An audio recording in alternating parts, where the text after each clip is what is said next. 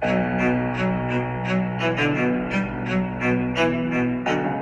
is it, people. This is what you've been waiting for. This is Everyday Celebrity Podcast. The podcast for everyday people with everyday problems, trying to find everyday solutions to accomplish everyday goals. Let's start the show.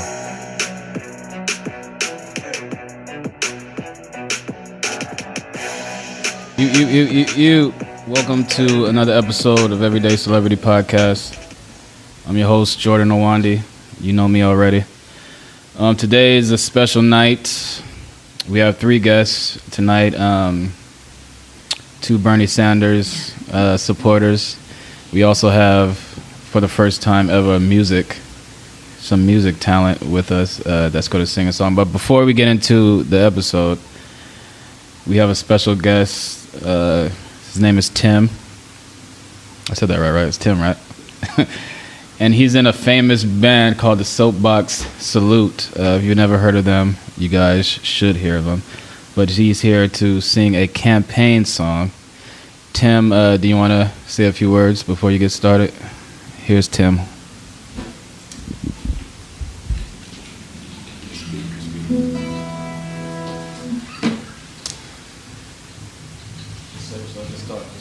Thanks. I'm Tim Dixon. I perform under the name The Soapbox Salute, and I write protest folk music.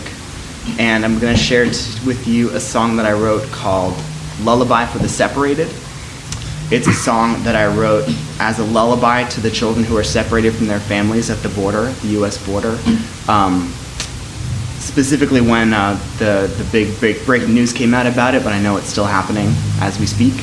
And so this song is for them. Lullaby for the Separated.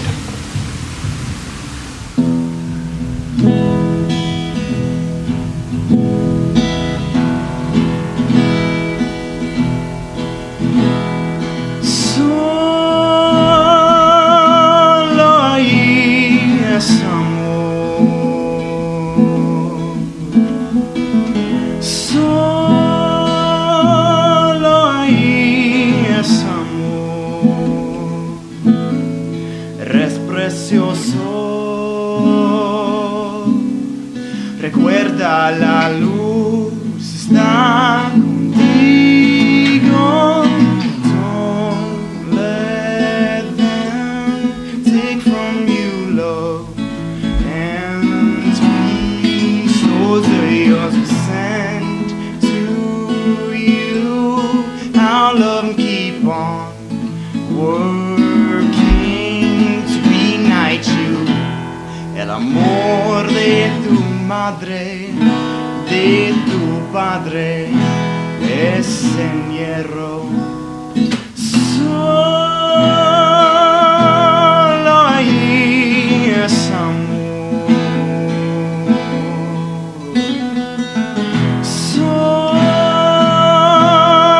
ahí es amor. Eres amado.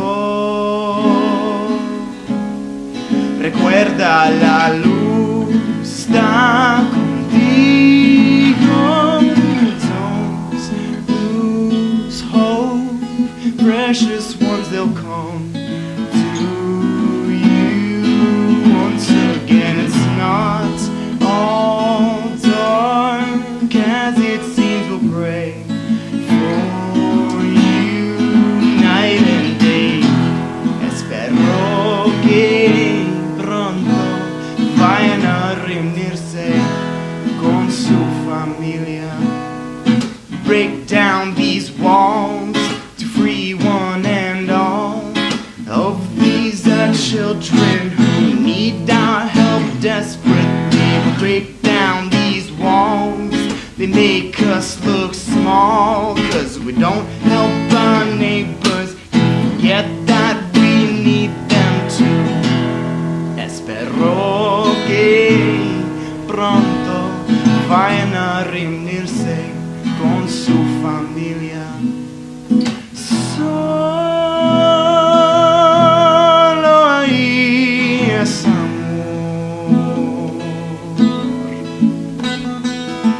Solo ahí es amor. Somos hermanos. Recuerda, la luz está contigo.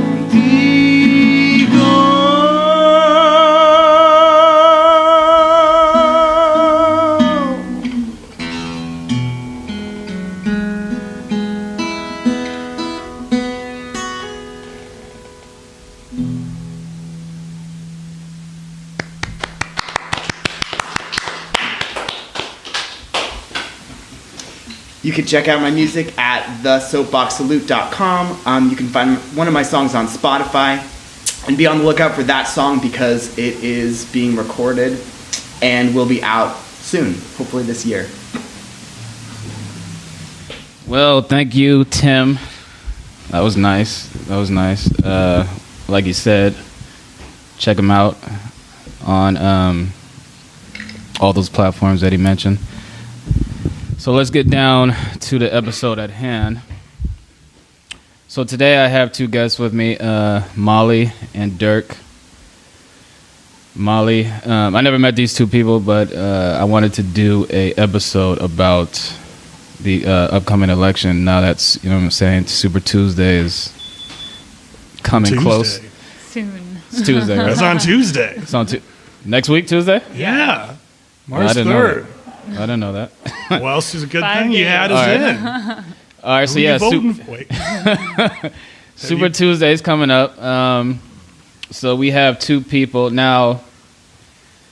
Well, first of all, Molly, welcome to the show. Thank you.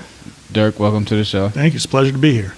All right, so now when we have this conversation, I want you guys to. I don't really know shit about Bernie Sanders that much. I just know that he's old, and I'm leaning toward voting for Biden. So just pretend that this is basically like a sales pitch when we talk and when you guys answer these questions on why people and why should I consider voting for Bernie Sanders. But before we get into all that, I want to know about your guys' history, your guys' upbringing. So when I ask these questions, I can get an idea of your guys' answers from your background. So we're going to start with Dirk first. Dirk, you are from the Bay Area? No, not at all. Where are you from? Born? Well, I was born in Canada. Canada, okay. And I grew up in West Michigan in a town called Grand Rapids, which I was saying to Molly just an hour or so ago. If you can imagine a place that is politically the inverse of the Bay Area, it's Grand Rapids, Michigan. Mm-hmm. Everybody goes to church on Sunday. Nobody gets an abortion. And you're not allowed to be gay. Pretty much how I remember it. Is it like a rednecks and shit running around? No, I mean, it's like the city that Republicans imagine every city in America would be like if they got to take over. Okay. It's like, it's about 500,000 people. It's the second biggest city in Michigan, and it's the home of Amway, which is the most successful pyramid scheme in American history. And it's also the home of Betsy DeVos, our current Secretary of Education, who is so you guys got a lot to actively brag about. tearing down our educational system. How does it feel to be from where Betsy DeVos is from? I have not been back since I turned 18. Okay. So when you were growing up there, did you feel Oppressed, yes. Yeah, did you feel like out of place? Like I don't fit in with none of these motherfuckers here? No, look, there was definitely a crowd of misfits that I ran with, but for the most part, yeah, the dominant culture of Grand Rapids, Michigan, did not suit me well. Mm-hmm. And you left as soon as you turned 18 to go to college? Well, to go to college, but also to be fair, that was the year that my parents left as well. So they moved to Philadelphia, and I moved and went to college in Philadelphia as well. So there wasn't really a lot of reason for me to go back there. If my folks had still lived there, I probably would have gone back after turning 18. But my parents didn't really like it either. Mm. When you moved to Philly, Was it like a culture shock? Absolutely. Did you see your like first black person ever in life? No, there's plenty of black people in Grand Rapids. I mean, 500,000 people, but there's I would say like going to Philadelphia, the contrast was more about the poverty. There's poor neighborhoods in Grand Rapids, but they were like poor neighborhoods relatively speaking. Like they were poor neighborhoods that my friends lived in, and you would see like. I don't know. I remember sleeping over at a buddy's house and, watching like guys from the neighborhood shoot craps behind the corner store that was like right behind his house. But it would never you would never hear gunshots or anything like that. Philadelphia, I was started out at LaSalle, which is like right up in North Philadelphia. Definitely like heard gunshots every night. So that was a culture shock. So you moved to North Philly? For college for the first year and a half, yeah. What college did you go to? LaSalle University. And I ended up transferring out of there and going to Eastern, which is more out in the suburbs. What did you study in college? Philosophy. That's good. What can you do with a philosophy major? I currently work for a major fashion retailer. Levi's? It's one of the ones in the Bay Area. I'm not going to name names. My LinkedIn profile is not that hard to find if anybody listening really wants to know. What if I want some like connections or something? You work for Gap? Like I said, it's one of the big ones. Right. There's not that many around So here. what do you do for them? I run their European e-commerce operations. Okay.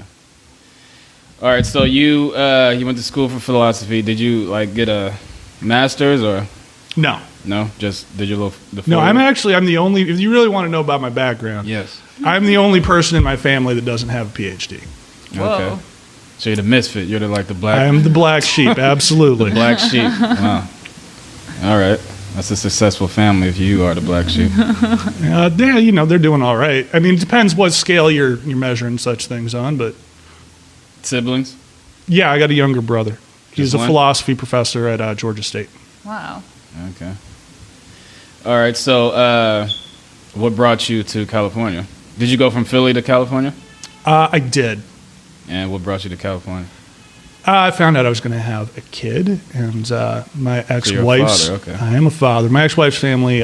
She grew up out here. They're all out here. Having a good extended family network support structure was something we thought was important.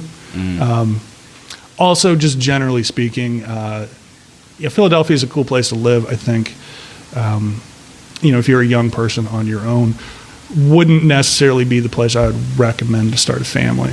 Yeah. All right. Molly, spotlight's on you now. Are you a Bay Area native? No, I'm originally from Pennsylvania, actually. Okay. Central Pennsylvania, though. So all three of us are from Pennsylvania. Where are you from in I'm Pennsylvania? from Philly. You're from Philly. What part No of Philly are way. you from? I'm from North Philly. Okay. But What's your cross street? This is not about me. When did you Well, come we out? don't know. We need to know too. We got to know what we're getting No into. one asks me if you guys never listened to this, but no one asks me questions. On When did you come out to Well, see, California? you had two people who were came going to to talk Cali- about canvassing. No, or he we're going said, to ask like- questions. Anyway, so you're from Pennsylvania. When did you come out to California? When I come out of California in 2002. Okay. So you've been out here for a while. Yeah, but I was in San Diego at first Oh, okay. for school. All right. And then you moved up north. Gotcha. Mm-hmm. So you got to understand, like you brought us on to interview us, but we came on to canvass you. And this is how it works. Tell me We about got to your ask you some questions Deepest, darkest fears. All right, so you're from Pennsylvania. Yes. All right. But I grew up not in a city. I grew up on a farm outside of a small town. So What farm? what farm? I mean, not what farm, but like what town? I grew up on a farm outside of a very small town called Hughesville. Hughesville. Yeah. That sounds like a cartoon or something. Yeah. It has 2 red lights. It's very Wow. tiny. How was that? It was very tiny.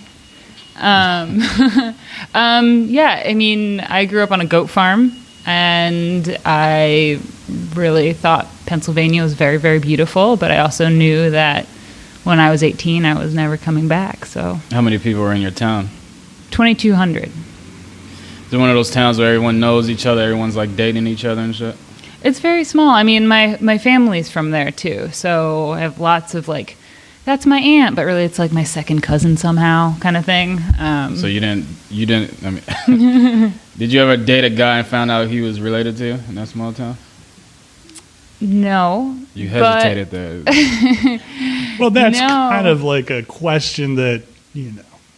I think it's a stereotype about people from small towns, you know? Well, yeah, but the truth is the person I'm dating right now is technically related to me. Wow. I know. Wait a minute. All right, let's I talk- know. let's The talk- cameraman just I got know, a the cameraman tape. is just mortified, and I like hesitated before I said it, but it's like far enough back that I've deemed it like we're just gonna roll with it. Wait a minute. You can't just say that and just skip over I know. it. So how is he related to you? So I met him out here, so Okay. not in a small town. He's, and the way that we found this out is his mom's maiden name is the same as my last name, and we're like, that's a really weird coincidence, but it's not like an uncommon name. Uh-huh. And so we looked as well as we could in our genealogy, because he's also from a different part of the country. So we're like, what's the chances? And we have this suspicion that like 6 generations back, Okay. they may have been the same like bloodlines. So that's like about as far back as Elizabeth Warren is Native American, right? Just about, yeah. Okay. I mean, we can't be sure. But you know you're related. But you We just can't don't be know how. sure, but so his family moved more out west. He's from like the Midwest. I'm from Pennsylvania. And so like his family bloodline goes through the same town that my family is from. So Is this a serious relationship? yes. I know. Do you think you should? Are you curious to find out before it gets even serious? Like, you don't want him to propose to you, and then you find out like, oh, he's my great. I mean, not great, but he's my cousin. Like my first I know. cousin. I really didn't think I'd be sharing the story. It's just like a weird quirk. Well, this is everyday celebrity. You don't know what you go talk about. I on know. this. Well, it's. I guess we just figured like 6 generations back is probably enough back? Question mark. You're horrified. I know. We're gonna You're figure it out. probably safe genetically speaking. I mean, but 5th cousins. I don't know. And we're just gonna like. I think we're actually right now opting just not to look into it too deeply. Okay. Well, to each his own. What's his name? John. John what? I don't want to share his name. All right. So you left when you were 18. Mm-hmm. Did you leave because you just hated the farm life? Wanted to go to the big city? I mean, I don't know. I always grew up knowing that I was going to leave. It's a very small town, and just had this sense of like I had to go. And my parents knew that too. They're like, there's not a lot here, right? It's a very rural area, and I wanted to go to college. My dad didn't go to college. Took my mom like very long time going to night school. So they just wanted, they understood. It was hard, but kind What of school thing. did you go to? I went to school in Philadelphia too. Actually, that's our overlap. I went to Penn. Oh, okay. And you studied what? I started out as pre-med and then had just like a really hard first year, just being totally out of the water. And so I transitioned into English major, and that's what I got a degree in. Oh, you a teacher? No, I'm actually back in school right now for nursing. So I'm a nursing student, and I'm a bartender. Oh, yeah? Yeah. What bar? Travis Marina Bar. I don't know. I never heard of it. Yeah, it's in the city? Sausalito. It's in Sausalito. Oh, that's far. Yeah. All right, so you, what were you like in college? Like a party girl? Why don't you ask him this? Were you a party girl, Dirk? I did hella drugs, yeah. I got that vibe. All the philosophy majors. You don't have to ask. Like, once you tell them the majors, dropping acid What was your every drug of weekend. choice, Dirk?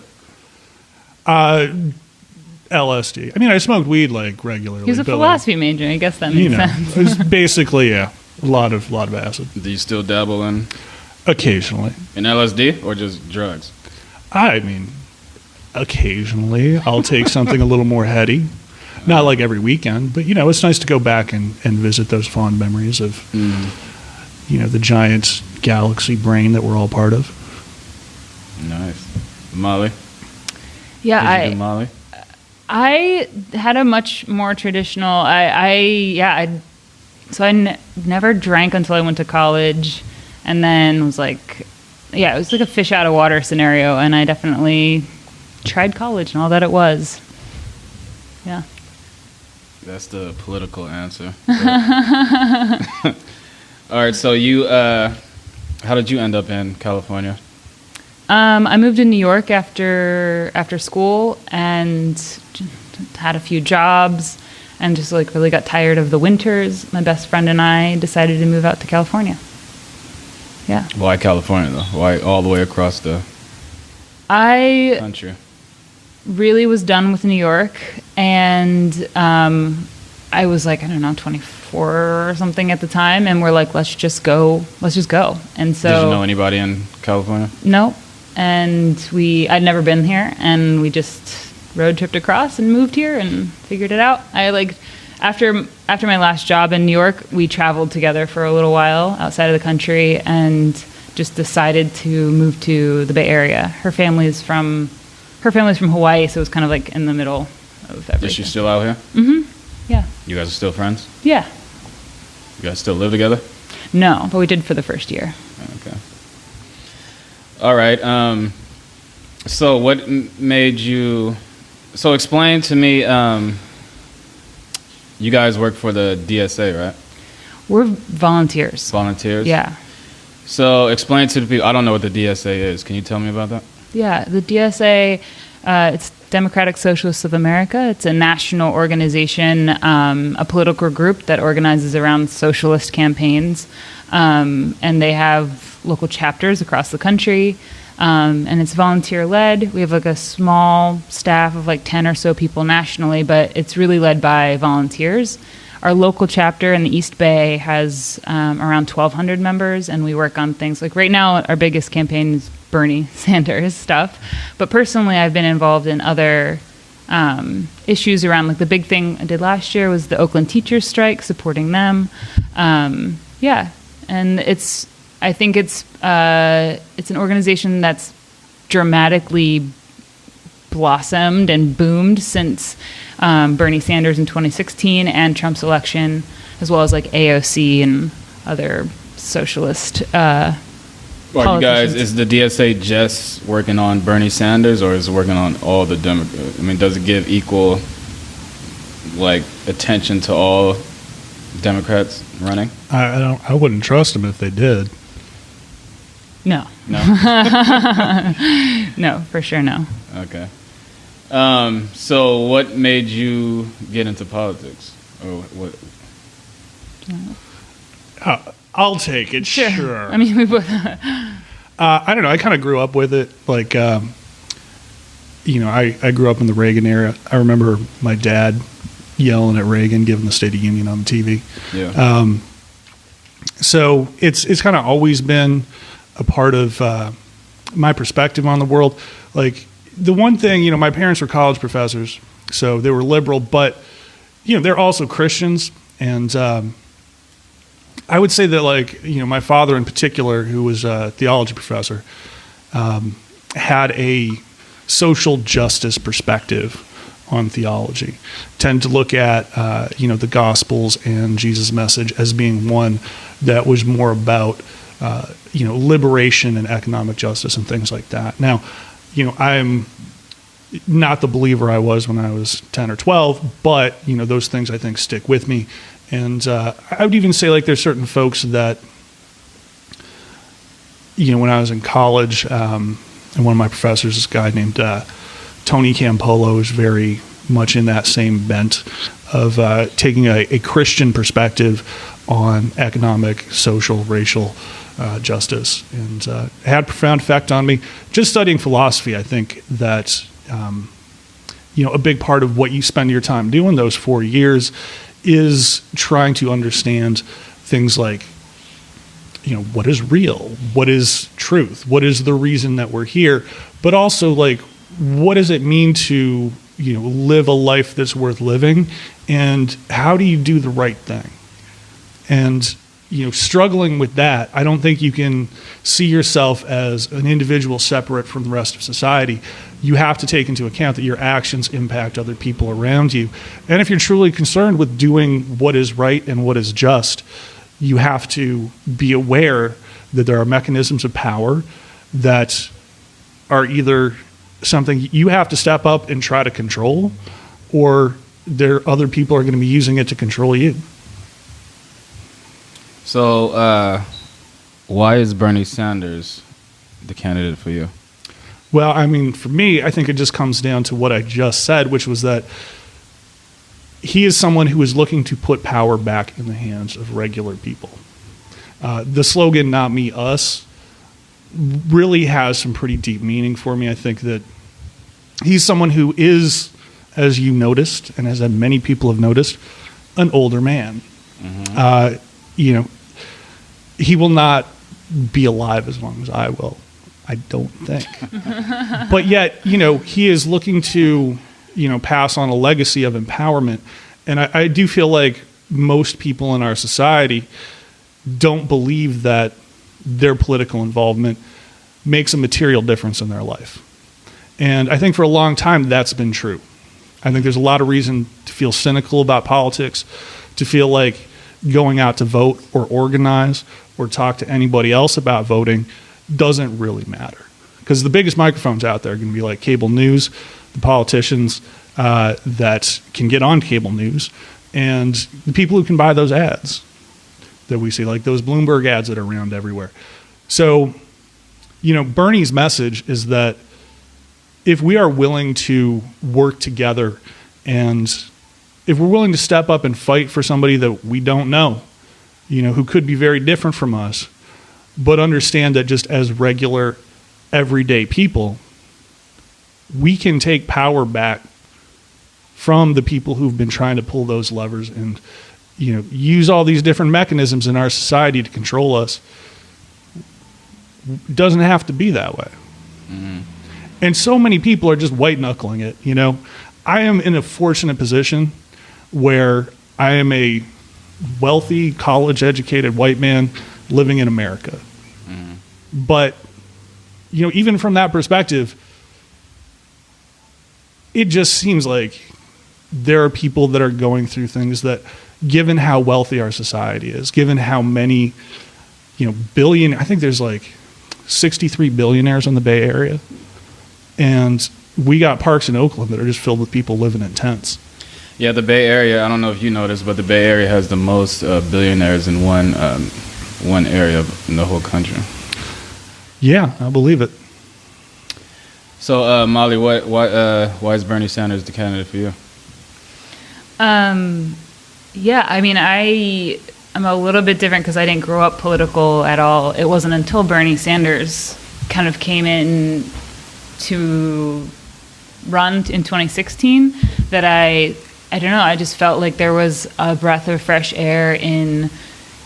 Did you vote for Obama? Yeah, I voted for Obama. Both times? It was my first time in 2018. Your first time voting? Yeah. Okay. And you voted for Bernie Sanders the last time?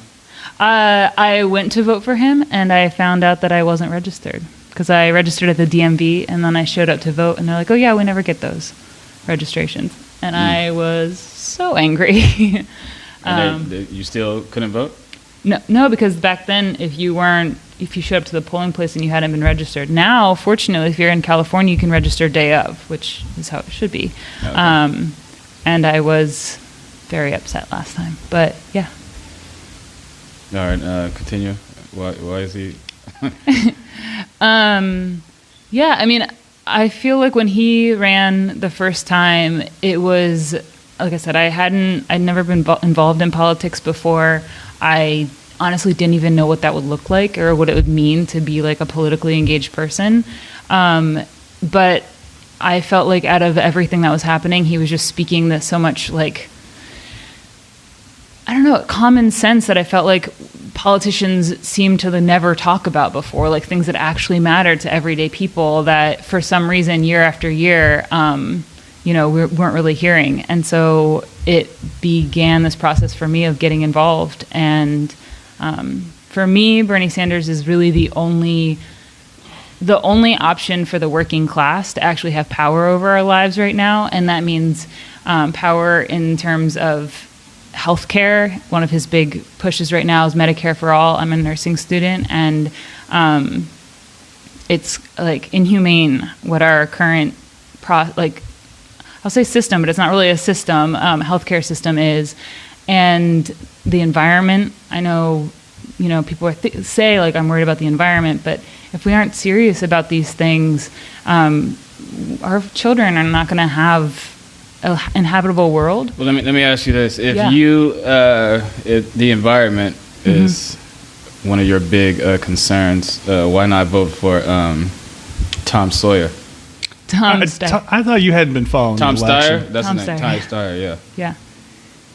Yeah. Let me ask you guys that. Well, because fuck a billionaire.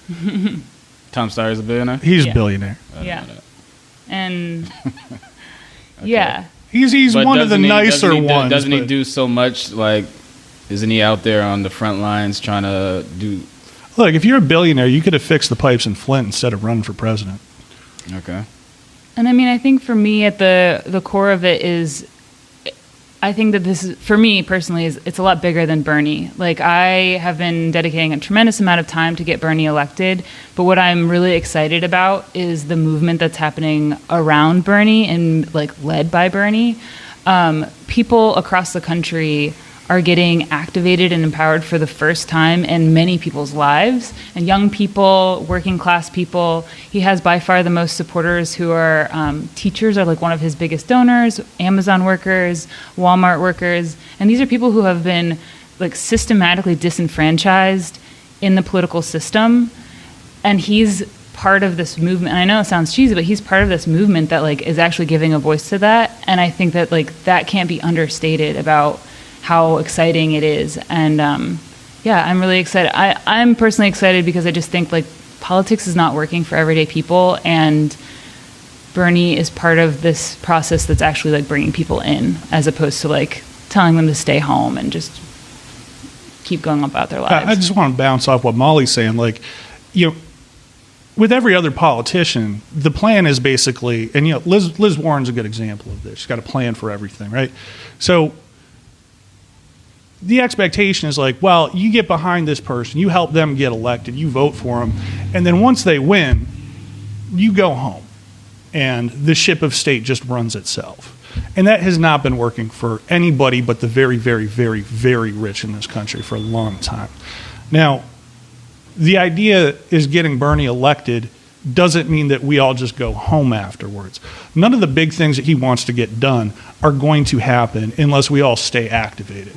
And I'll say one of the reasons why I think working with the DSA in particular, something that's impressed me, and I'm not like deep in with the DSA. I'm like, I like the minister. I go to church with these guys. I like the choir, but I'm not like there every Sunday, right? You're like the Sunday service Kanye West type of guy. Yeah, kind of like Easter, Christmas kind of thing. I'm more than that. But like, show when it's nice. Outside. I'll tell you, they lose me when they start talking about heaven. I'm like, But for the most part, like they are incredibly well organized, and the expectation is not that like, well, we get Bernie in, and then we all go home. The expectation is we get Bernie in, and then we still got work to do. Right, we still got to stay engaged. You still got to show up to local events. You still got to participate in things like, Moms for Housing. You still got to be ready to show up somewhere. When the time comes to apply pressure. The president can only do so much, right? And we are also very fortunate to have a fantastic congresswoman representing us here in the East Bay, Barbara Lee. I can honestly not think of somebody I would rather have representing me, but. Across the bay, Nancy Pelosi, not so great. You don't like Nancy Pelosi? No. I thought everyone loved her. No. Shahid Buttar is running against her, and I think is much more in line with like Bernie, and where I think I speak for Molly. You would agree, right? More in line with like our perspective on things. As far as I'm concerned, Nancy Pelosi is somebody who works for the venture capitalists that give her money. And the reason that she's powerful is she's able to raise money from those billionaires in the Bay Area who want the world to be a certain way. They want to have influence. Maybe they don't hate gay people, maybe they want to be kind of woke in that sense, but, they feel like they're better than us.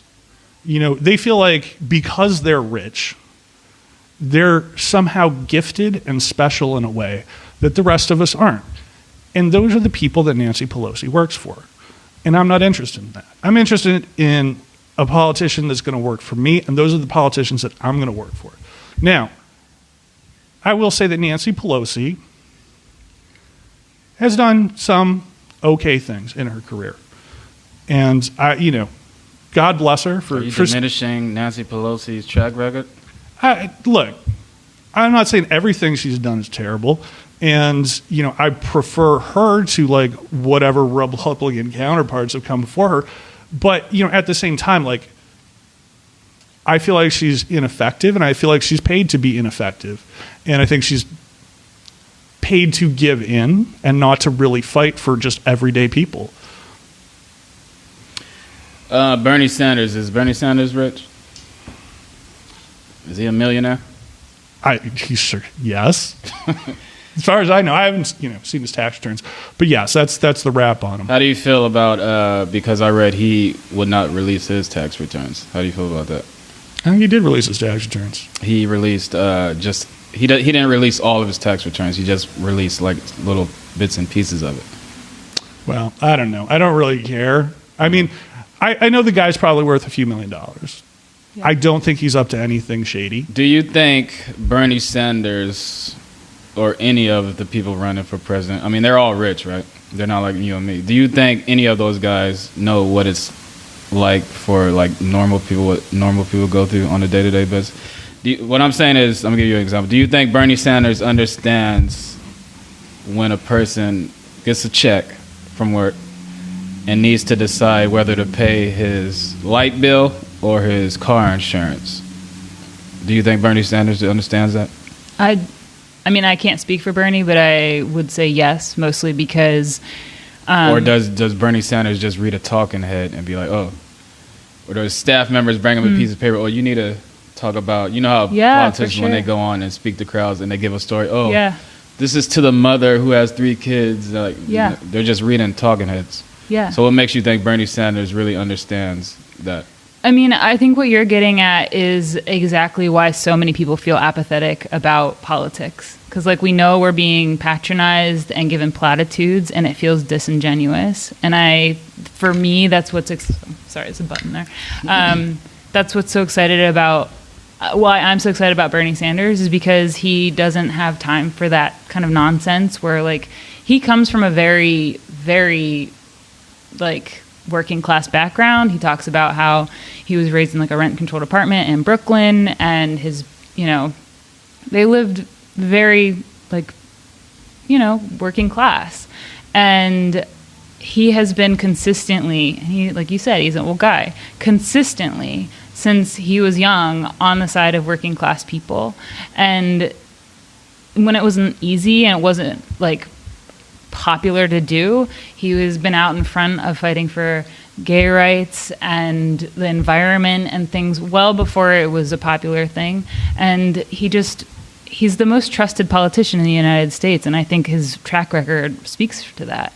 But I totally hear you. My eyes glaze over and my rage boils in my head when I hear politicians give us these stories that you just know has been rehearsed for sound bites, and people are rightfully angry about that, I think. I'll tell you the one thing that's interesting about Bernie is that you'll hear somebody like Molly knows his personal history, but he does not really talk about it. No. He's not out on the campaign trail talking about how poor he was as a kid, but he was poor as a kid. And he's, someone who grew up, didn't have any cousins because his parents, brothers and sisters died in the Holocaust.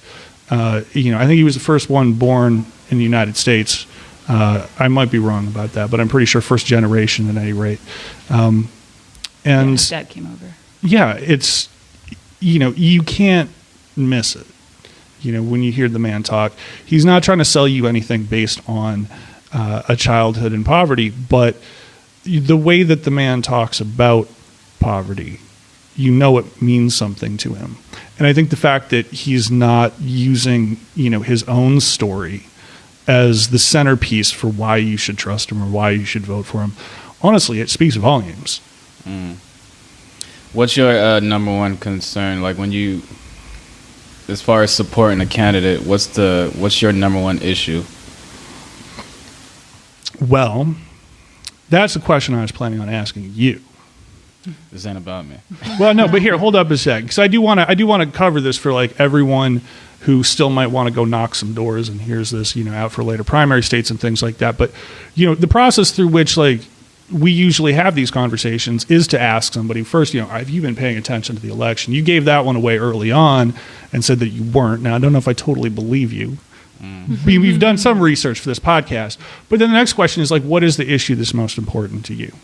And, just having somebody open up about what is it that matters to you politically, or being able to draw a connection to, something that impacts them in a meaningful way. Now, that said, I will try to answer your question as best I can. And, I really think it's not even really, an issue that most people would campaign on necessarily. It's more of a structural thing, but it's money in politics and the influence of money over the political process. And I think more than anything, if you look at the way that establishment politicians in the Democratic Party, as well as the folks on cable news, have been covering Bernie Sanders and clearly resisting, it's obvious.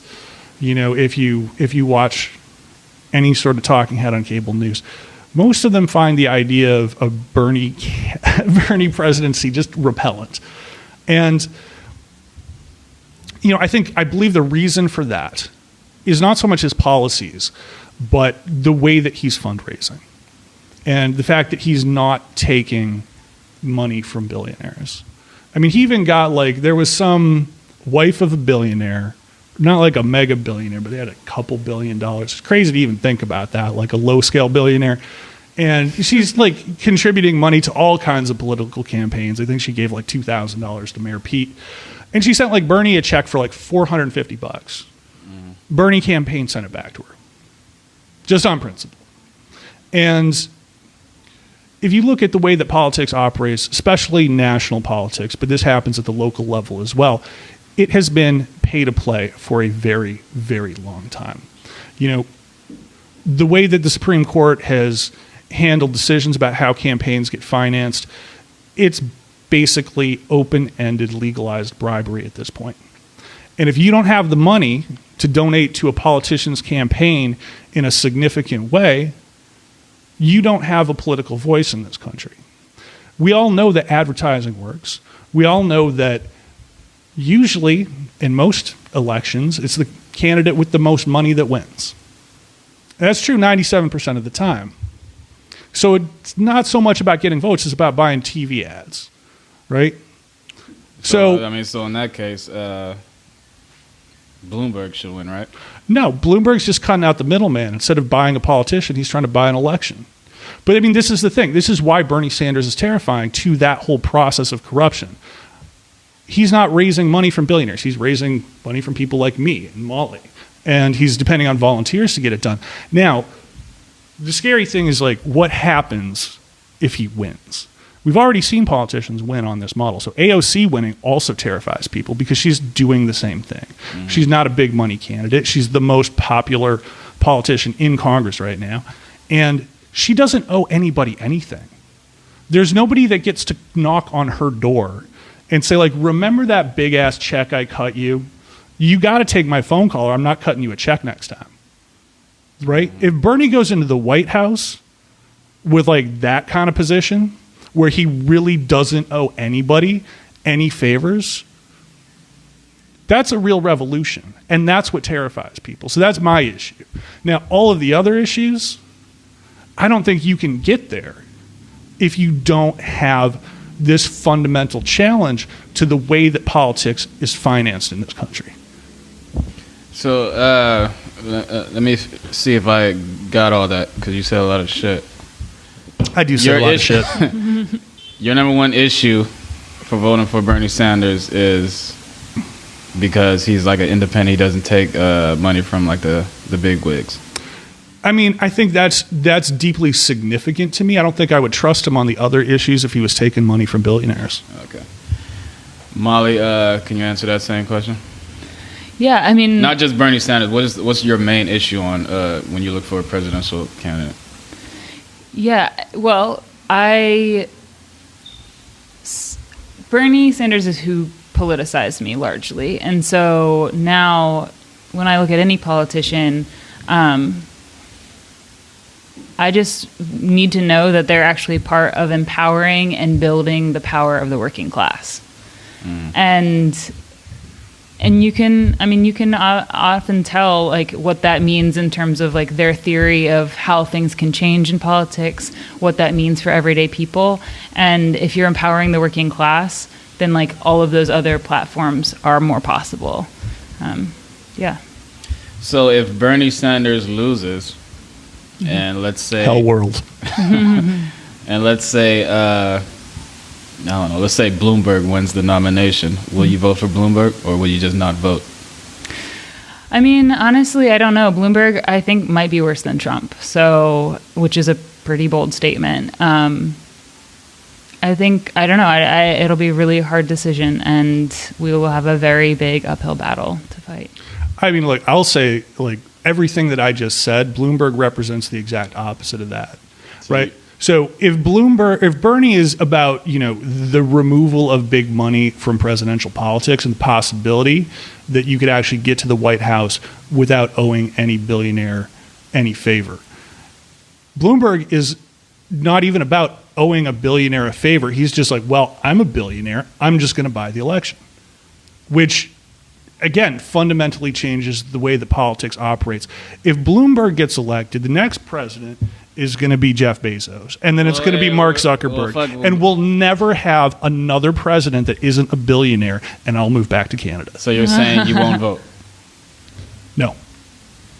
What if someone else besides Bloomberg wins the nomination? So basically, are you saying that you won't vote for anyone but Bernie Sanders? No. I'm saying I won't vote for Bloomberg. I think it's a very different situation depending on... Would you vote for Biden? Depends on the circumstances. So if Biden, in this nominating process, gets the most votes across all of the states and, gets nominated, I'll suck it up and vote for Uncle Joe. Right? Because really, there's a lot of reasons to do harm reduction here. I think that, the kids in cages is reason enough to hold your nose and vote for whoever.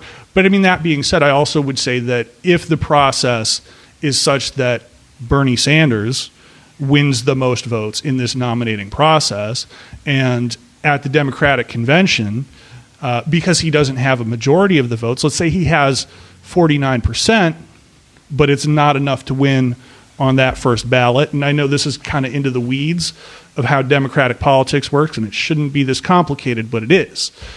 And there's some backroom deal where they decide, like, oh, we're going to give it to Joe Biden, even though most people voted for Bernie, and people like Molly and myself busted our butts knocking on doors trying to get this man elected. All those millions of people who donated money to Bernie, and the party decides, fuck you, we're installing this other candidate, then fuck no. Then in that situation, basically my vote's nullified anyway, because I live in California. Who gives a shit who I vote for? This state's going blue no matter what. Okay? So the only presidential vote that matters is the one that happens on Tuesday if you live in California. Let me ask, you got something to say? Molly's got something to say. No, I mean, yeah, I think a big thing is like these are hypotheticals, but it's true. In California, it's definitely going to go blue. Yeah. We know that. So it really does matter who is voted in California on Tuesday. And I mean, I think one of the big things is that we have seen how the votes have gone so far. Bernie is in the lead. He's the only president presidential candidate that's won the popular vote in all 3 of the first primaries. He has a lot of groundswell behind him. So I think the question is just whether he's going to make it past the 50% mark to the delegate, or it's going to go into a brokered convention. And then it's a question of like, it gets down to a question of like democracy and like what does it mean for people to be voting, and if that's going to be, you know, respected. And here's the other thing about that. You know, you got to keep in mind that everybody who works for the Democratic Party, if Bernie gets the nomination, their jobs go away. They're making money off of this political apparatus staying the way that it is, off of being able to make connections with lobbyists who are going to fund their candidates and finance those campaigns that they're all working on. If Bernie comes in and he's not taking big money anymore, they all lose their jobs. So everybody who's, you know, for the status quo of things just working the way they have, which does not work for regular people, they have a vested interest personally and professionally to keep Bernie Sanders out. So if he doesn't get over that 50% mark, you can bet there's going to be a hell of a fight in Milwaukee this summer. Let me ask you this. I forgot what I was about to say. It was something really important. But this is where we ask you what your big issue is. What are you voting on? Wait a minute. Let me think of what I was about to say. His big issue is not answering this question. Damn, what the fuck was I about to say? Who do you think Bernie Sanders win? Who do you think should be his vice VP. president? That's the $1 million question. I don't know. Nina Turner. I mean, I would love Nina AOC? Turner. She's not old enough. Rumor is. Oh, she's not. too Oh, yeah, young. Nah, Yeah. yeah, she's a baby. She's your age, right? She's 30. Mm-hmm. Yeah. Yeah. Okay. But yeah, I mean, Nina Turner. Have you had a chance to see Nina Turner speak? No. Just go, search her up on YouTube. Yeah. But she has like. She's just Well, they badass. said whoever gets the nomination, the VP should be a black woman or a person of minority to bring in votes. Yeah, who said that? Well, Who said that? Yeah. Everybody They. said They. Well, I heard. I listened to AOC. She was on the Breakfast Club. Mm-hmm. All right. Did you see that interview? yeah, and Nina Turner was too, and she has a really good interview. Yeah, she did have a really good interview on the Breakfast Club. She's just one of the most like eloquent speakers. She is. And you know what? She had the best answer on the Breakfast Club about Bernie's age. What was it?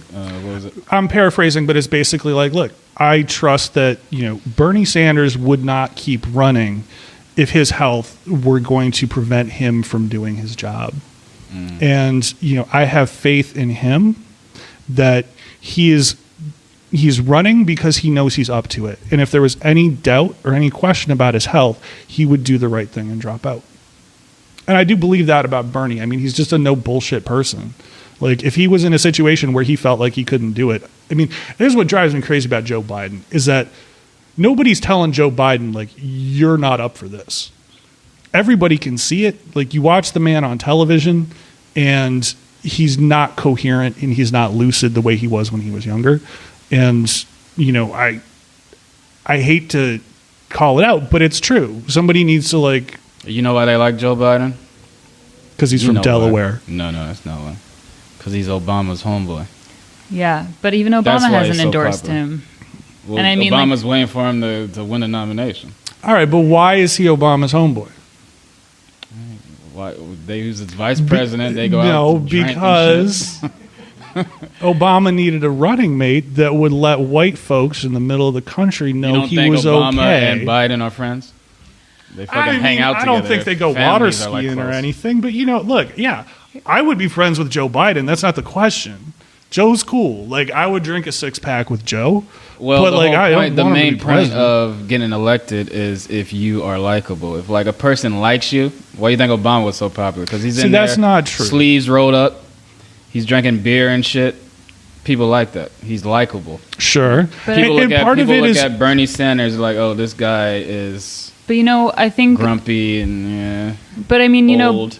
Biden. One of the things that he told some very wealthy donors is not to worry because things won't change for them. Because that's what everyone's worried about, right? People are worried about Bernie getting in and actually doing the thing that needs to happen, which is taxing the extreme wealthy people in this country and actually providing for the working class. And they know that Bernie's going to do that. Joe's telling his wealthy donors, don't worry, things won't change. And what Nina Turner said is, if they don't change for these wealthy people, if the people who are holding so much power, then they're definitely not going to change for the working class. And I think that we should take that to heart. Like, Joe Biden is not invested in helping you. He's not invested in helping me. Lord knows why he's running, but it's definitely not what we need right now with where the state of the country is, where the state of the world is. And I think it'll be I don't know. I honestly think he didn't really want to run. They like forced him to run because he got in kind of late, and everyone was like, "Yo, Joe Biden needs to run," and he was like, "Okay, fuck it, I'll just run." Because if you look at it, he doesn't. When is the last time you've seen a damn Joe Biden ad on TV or anywhere? Joe Biden's just sitting back saying, "Oh, I'm going to get this election." Anyway, that's their strategy because he's deteriorating in front of us. It seems like his strategy is to keep him out of the limelight because as soon as people want you to be like, "Oh, I have fond memories of Obama. That's how I'm going to vote." But he is very big with older black people. Yeah, but not with younger black people. Yeah, here's the thing too. You got to keep in mind. Black people. Bernie has by far because they poll these questions. But they pull these questions. No, but also look at the movement that's being built around him. It's by far the most diverse. It's the youngest. It's the most working class. This is across the actual people who are volunteering for him as well as donors. He has by far the most donors across the whole working class. And I think that, something is happening in this country, and it's exciting, and it's the most diverse movement that's been happening in a long time. What do you think about Mayor Pete? I think he's a CIA agent. Let's go back to Joe for a second, because I do want to bring up one point about the reason you haven't seen Joe ads on TV. And this goes back to Bloomberg. And this is, again, why if Bloomberg gets elected, we'll never have another president that's not a billionaire. Bloomberg is going around to all the big money donors who typically finance things like Democratic candidates for president. Yeah. And he's telling them, don't worry about it. I'm not asking you for your money. I'm just asking you to sit this one out. So there's a lot of folks that are like, well, that's a good deal. And they're just like sitting it out. So Joe not raising money the way that, 8 years ago, somebody like Obama could raise money. And the reason is that Bloomberg's in there fucking it up. We can talk about Mayor Pete, though. I just want to know what you think about him. So you think he's a CIA agent? Not literally. But I think that substantively, he would act exactly the same way he does now if he was a CIA agent. Mm. So it's like a distinction without a difference, right? He doesn't say anything. He's doing an Obama impression in a kind of creepy way. And he's not really there for anybody but himself, as far as I can tell. I don't know why he thinks that he's ready to run the country after kind of having a not so hot past as the mayor of, a town of, 200,000 people in Indiana. Molly, what do you think about him? I have no interest in any of the candidates other than Bernie Sanders. I just think that we need to be serious about this, and I want a candidate that's about building a movement. And I know it's cheesy, but Bernie's line is not me, us, because I want to be part of having a say over my life. I want you to be having a part of a say over your life, and that none of the other presidential candidates have any interest in that. All right, well, I'm glad you said that. So this leads to my next question. You guys are obviously passionate about the presidential race. Are you equally as passionate about local mayors and your city councilmen? Do you think they are more important than the president? Do you think the mayor will affect your day-to-day life more than the president? So shouldn't you be more passionate about your local, who's my mayor, who's my city councilman, shit like that? Yeah, I think that's a really good question. And for me personally, so I got involved in DSA 3 years ago, and since then I don't know if you in 2018 followed, but Jovanka Beckles was running for AD 15, Assembly District 15. No. And what I'm interested in is not just like supporting a politician because they're the least bad. I feel like our time is so valuable that we should absolutely be supporting people that it's worth supporting. And so I think that if there is a candidate that matches the values, for me, a socialist is committed to actually helping the working class, then that's most important. And I think like you said, mayors, local politicians, they have a lot of say about how our day-to-day lives run. But at the same time, what's beautiful about, I think, the Bernie Sanders campaign is that people do pay attention to the presidential race. It's just a good opportunity to have those conversations, and so it's an opportunity for us to talk to people. We canvass, as Dirk was saying, and if you try to get someone to tell you, like I know because I tried canvassing about assembly district a member, and people are like, what is that? They're not paying attention to those races as much. So in terms of bringing people into the process, the presidential race is a really great opportunity because people they know what the role of the president is.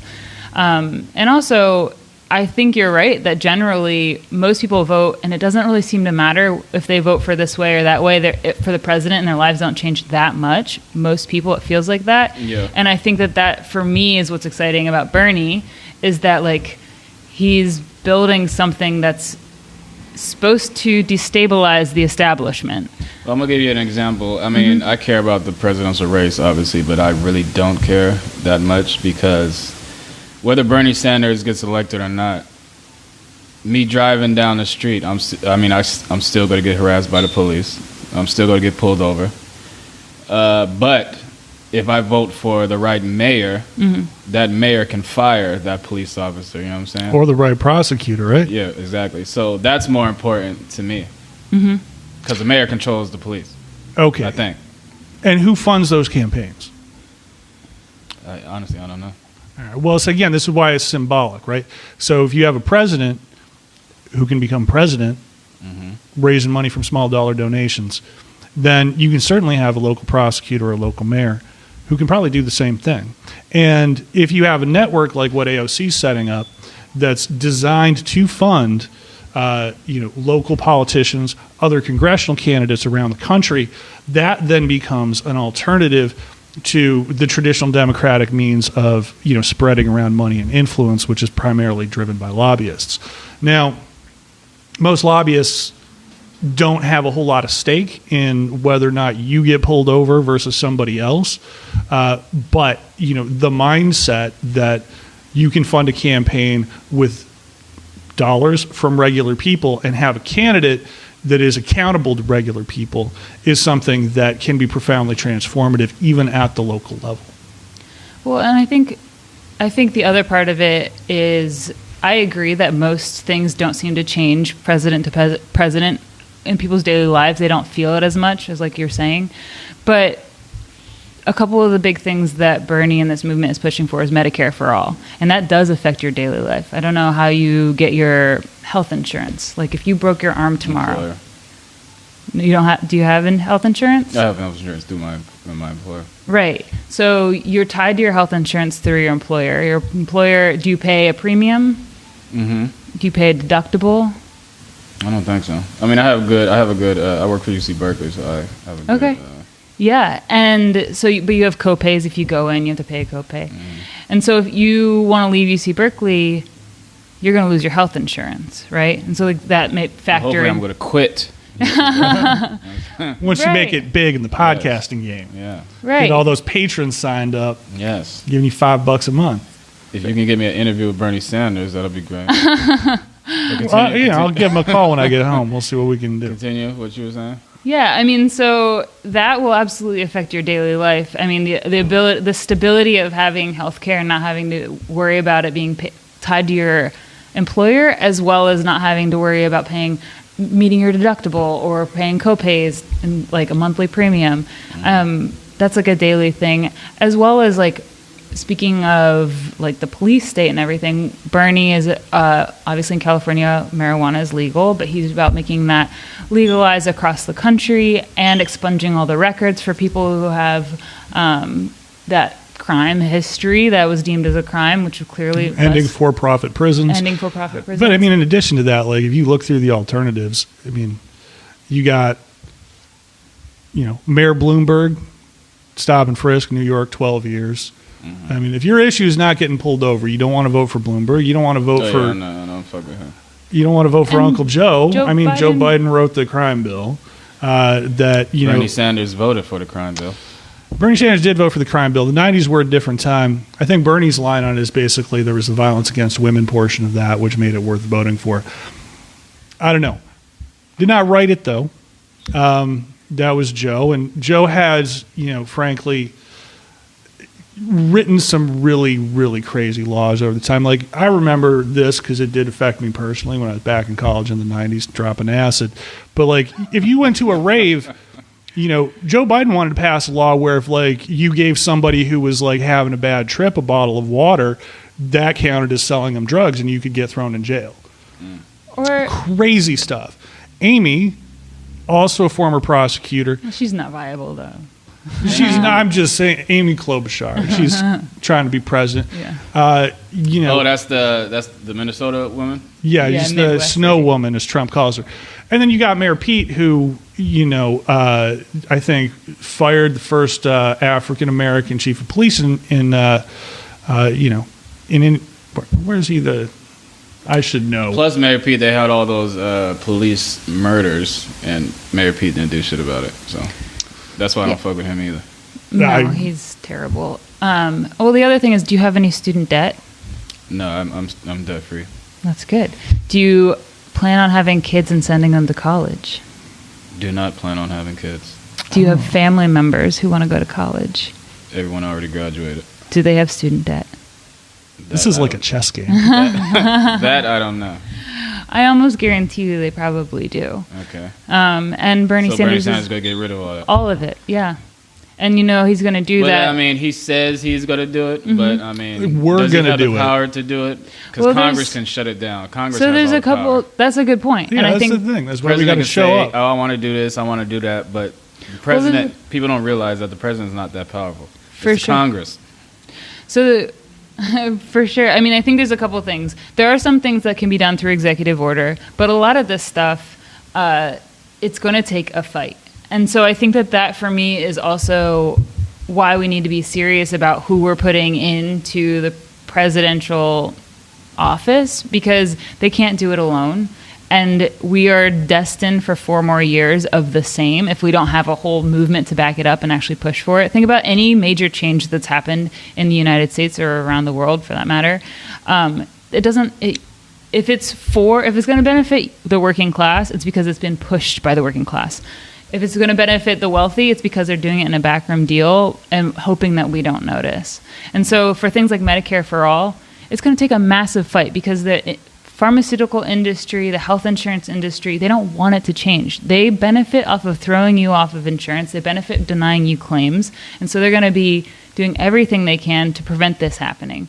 So that's what it's going to take to get him into office to push for this, but then the rest of us to actually push our Congress people, get out on the street, and not allow this to continue, because I think it's going to take more than just a president. And I'm sure as anything that Biden, that Pete, anyone else, they don't want a movement around them because they don't want things to change. I think that's a problem. Yeah, I mean, I think what it comes down to is that, like, pretty much every other presidential candidate wants power, whereas I think Bernie wants to empower the rest of us. But I mean, part of that means we got to be responsible. We got to actually be a pain in the ass when things need to get done. And whoever your congressperson is, your senator is, like, we got to find out where Kamala Harris's house is and get on her ass, and we need to make sure that, like, the people that represent us are really representing us. And when Bernie's trying to pass these things and they're hemming and hawing because they're trying to make money from, the pharmaceutical industry, giving them campaign contributions, we got to let them know that that's not going to work. All right. So, Super Tuesday is around the corner. What's your ideal after Super Tuesday is over? What do you hope to have happened? Well, my hope is that Bernie Sanders is going to get enough delegates to outright win the nomination. That won't happen on Super Tuesday, but a good chunk of delegates will be apportioned then. And so afterwards, I hope that we can make it into the DNC, the convention, securing the nomination. And I mean, in the process, I think what is exciting, like we were talking about before, about a presidential run is that people are paying attention. And my hope is that this is raising everyday people's expectation about what they should expect out of our government and out of our politicians. Yeah, I mean, Molly pretty much nailed it. Like, we got to cover the spread. We can't just win. We got to get over 50% so that none of these backroom deals can impact and nullify basically all of our votes and all of our hard work. So, you know, even if you're looking at your situation, whoever you are listening to this, and you're like, well, Bernie's going to win in California. It's not enough to win. We got to smoke everybody else and get above 50%. Otherwise, they're going to try to steal it. How many states vote for on Super Tuesday? I think like 14, 13. I think it's like 1,400 delegates, I think, right? That sounds right. I know it's Colorado, California, Massachusetts. I don't know. I know those ones are definitely going. Texas. Too. I know Georgia's not going. Oh, Texas is going for sure. Yeah. It's a lot. Yeah. It's a bunch. There's a reason they call it Super. South Carolina's tomorrow. And that'll be interesting too. Or no, sorry, Saturday. Today is Thursday. Yeah. It is Thursday. I know the only one. I know Georgia goes later because that's when my brother votes. And Pennsylvania goes later. That's where my family votes. So, Molly, have you ever thought about running for anything? I mean, you have the same storyline as AOC, don't you? Bartender. I am in nursing in school New right York? now. Yeah. I'm in nursing school right now. So my hope is just I graduate this December. So I just want to become a nurse. Like an RN nurse? Yeah. Okay. Dirk, police chief in your future? I think we already covered how much acid I did in college. I don't think that's likely in my future. That's why you should run. You're like a normal, everyday person. Perhaps. Politics will never change. If I guess around like the Bay Area, I could probably pull it up. I agree with you. Until normal people like you, Molly, me start running for shit and winning shit. Well, that's happening. I mean, obviously, politics AOC will never change. I would think about it under the right circumstances. I tell this story all the time. I was thinking about running for mayor of Oakland, and then the last time the race was going on, I went in to vote, right? And then I wrote my own name on the ballot. It's a stupid story, but I think it was funny. But anyway, well, next time if you get two people, you'll have doubled your. Yeah, exactly. That's true. You'll be like way outperforming expectations. All right, so this is the point of the podcast where you guys can basically go on a little rant or spill whatever, and basically promote whatever you want to promote. If you want to give people your Instagram or give it's the DSA or DOA? DSA, the Democratic Socialists. If you want to tell the people where you work or how to get in contact with you guys or where to donate or just information on Bernie Sanders or blah blah blah, this is your time to do it. Dirk, we can start with you. I mean, look, I'm Diablo Neruda on Twitter and Instagram. If you really want to follow me, you should spell that. No one's gonna know how to. All right, it's Diablo, like the devil in Spanish, so it's Diablo, and then Neruda, like Pablo Neruda, the famous Chilean poet, and that's. All right, those your wait. Let me start. When you hit on girls, do you say that? No, that's only my name on the internet. Okay. I mean, like if I'm sliding into your DMs on Twitter or something, which I never do, I should start. Maybe, but no. Generally Dirk is weird enough and hard enough to explain, so right. I don't need to get that crazy with it. But yes, Diablo Neruda, you can probably figure it out. It's not hard to find. That's me on Instagram if you want to see weird Bernie memes, but mostly like Twitter, I guess. Okay.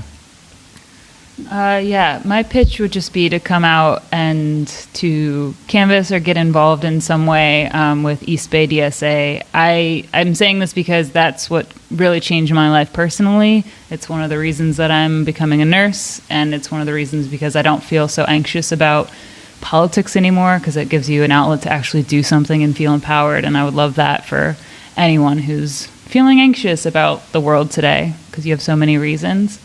Yeah, so I would just encourage you to come out to East Bay DSA and, get involved in something that really matters to you. How would they get involved with DSA? Like, where do they go? I'll tell you the story real quick how I found them. Mm-hmm. I think it was the same way you found them, but I just sort of felt like I needed to do something. So I just Googled East Bay Democratic Socialists of America, found the website, and you can actually download a calendar onto your phone that just tells you about events coming up. So actually the first event I went to wasn't that October First Friday canvas, but they had a debate watch party at Make Westing downtown. So I want to watch the debate. At least if I go watch it with these people, I know they'll be cheering when Bernie says something.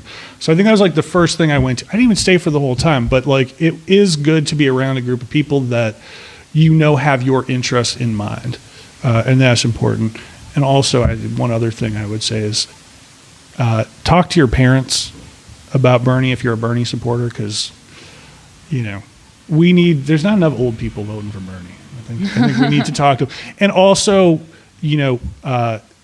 tell them that you're not going to have kids because you're worried about paying for college, and if they want to have grandkids, they got to vote for Bernie. That's my plug. So I didn't mean to cut you off, Molly. No, that's okay. Yeah. Molly, are you done? Sorry? You said what you had to say? Yeah, I would just, like I said, I know that there's so much going on in the world right now, but if you have just the smallest inclination or anxiety, I really think it makes a huge difference to feel like you're working together with people towards something. So I encourage you to come out. All right, well, you heard it first. Bernie Sanders.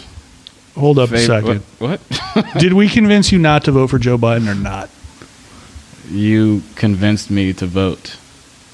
I'll say that. We'll do better Tuesday, next. Super Tuesday, March 3rd. Super Tuesday. Yeah, so, I might vote for the only thing is, I don't think, fuck it, I might vote for Bernie Sanders. Yeah, who else are you going to vote for? Yeah, I'll let you guys know if I do. I love that. You better. That'd make me supremely happy. So, Super Tuesday is when? March what? 3rd. It's this Tuesday. It's this Tuesday. Yeah. I just found that out my damn self. So, everyone go out there and vote. And you can, in California this year, you can register day of, so no worries if you haven't yet. So definitely do. Yeah, vote for Bernie Sanders, I guess. Let's all make it happen. So this is episode 14 of Everyday Celebrity. Thank you, Molly. Thank you, Dirk, for coming. Thank you. That was fun. Thanks so much. Good conversation.